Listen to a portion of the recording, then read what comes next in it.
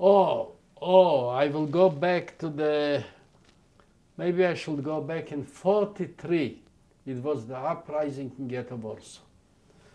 And when we went to this city, Akmolinsk in Kazakhstan, we got a room from the government, and the first time we had electricity in our room. It means we had a bulb. And also what they put in is a loudspeaker to hear Radio Moscow. You could only hear Radio Moscow, but you still could turn it off. And this was good. So I could always hear the news from the war. And it wasn't, I only now know that the main speaker about the war was Leviathan.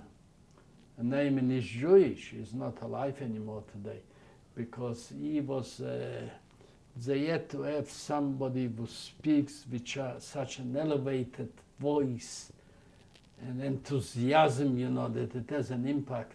So I was listening to this, and also what is interesting, when it was the uprising of Ghetto Warsaw, the teacher, our teacher in school, dedicated a whole lesson about this uprising. And there's all the difficult conditions they have to fight almost without weapons. And at that time she also mentioned about the Jews, they have their own culture, they have their own language.